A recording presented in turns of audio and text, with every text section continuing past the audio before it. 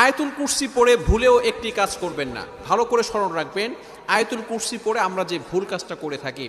আয়াতুল কুরসি হচ্ছে পবিত্র কোরআনুল কারীমের ভিতরে সর্বশ্রেষ্ঠ আয়াত হচ্ছে আয়াতুল কুরসি। আল্লাহু লা ইলাহা ইল্লাহু আল হাইয়ুল কাইয়্যুম। এই আয়াতের ভিতরে আল্লাহ তাআলার দুইটি চমৎকার নাম আছে। এই নামকে বলা হয় ইসমে আজম, আল হাইয়ুল কাইয়্যুম। আল হাইয়ুল কাইয়্যুম যদি কারো দোয়া কবুল না হয়, আপনি যদি ইয়া হাইয়ু ইয়া কাইয়্যুম আল্লাহ তাআলার এই দুইটি নাম চমৎকার ইসমে আজম দুইটি নাম পড়ে 3 বার পড়ে যদি আপনি দোয়া করেন, আল্লাহ তাআলা আপনার দোয়া কবুল করে নেবেন।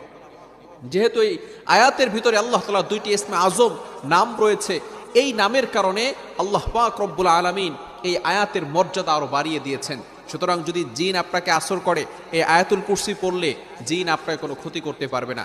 হাদিসের ভিতরে যেটা আসছে, আমরা যে ভুল কাজটা করি সেটা হচ্ছে আয়াতুল কুরসি পড়েই আমরা বুকে ফু দিয়ে থাকি। আমরা বুকে ফু দিব না, এই ভুলটা আমরা কখনো